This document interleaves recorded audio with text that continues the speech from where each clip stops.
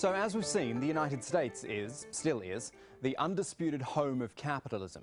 But think about another place, Switzerland, which has eked out its own claim to unbridled financial prowess as the home of the big financial and commodity trading houses. But you see, the easy, lightly regulated path to Zurich is starting to look a little bumpier. The secretive bank sector has been pried open. Swiss politicians are trying to break up the banks. Executive pay is in the spotlight too. And there's a darker side as well, with two unrelated executive suicides, leading many to ask, what's going wrong? Well, for a bit of insight into this, we bring in a regular contributor to the show, Bernhard Bauhofer, who is an expert in reputation management at Sparring Partners in Zurich. Bernhard, these suicides, tell us what the reaction to them has been like in Switzerland, because there is something very unsettling about what's prompted them. Well, the two suicides were just really seen as a warning signal about what is going on in the business rooms and the boardrooms in the Swiss companies, because both CEOs, both executives were very successful, and apparently there were no sign that they were having depression or a burnout. And all of a sudden, they were taking their lives. And now the Swiss public and media are questioning corporate culture of Swiss companies, if it's too tough, if the pressure is too high. And my personal opinion is that there's a governance problem. Apparently, the board of directors, the board of the supervisory board, the president is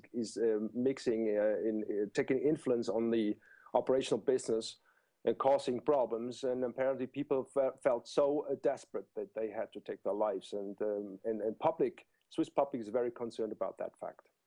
Okay, so the public's concerned, the media's concerned, you've given us your view as well. How are the corporates actually responding, though? Well, Zurich, the insurance company, is saying that they're taking really serious action. They're looking at the corporate culture. They're trying to improve the business climate. And the president, Mr. Ackermann, stepped down and was replaced today by a successor.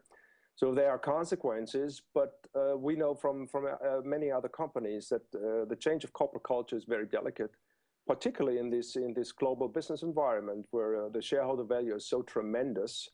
And in the case of Zurich, Zurich has to improve its profitability.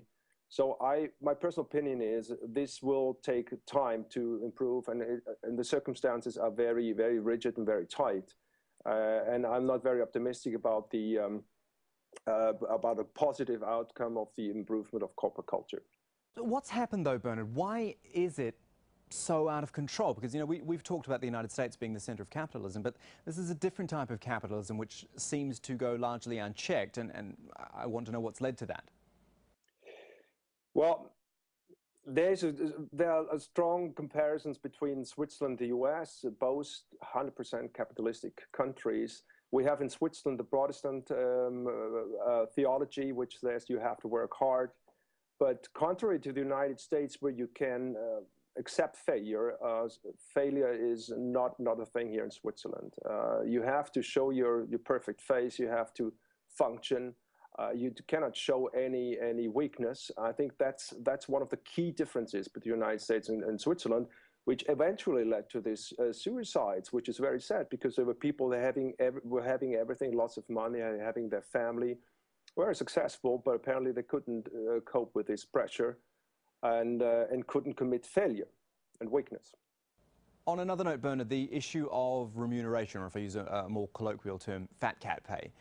It seems there is now a bit of backlash against how much the executives are getting paid. Again, does that perhaps seem odd to you, given that that's kind of what Switzerland's all about? People are there in business to earn as much cash as they can. Well, I think we're seeing now a major change in the public perception and the public sentiment about capitalism and in general here in Switzerland. If you talk about the difference between rich and poor, we think the biggest gap between rich and poor in Switzerland, on a very high level, of course.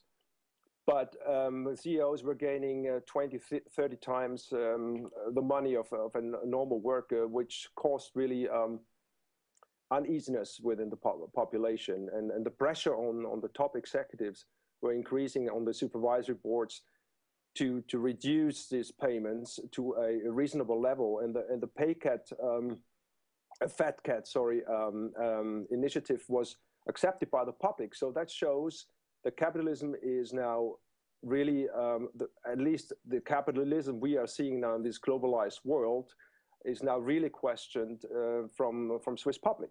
That's Bernard Bauhofer joining us from Zurich on the current business climate there in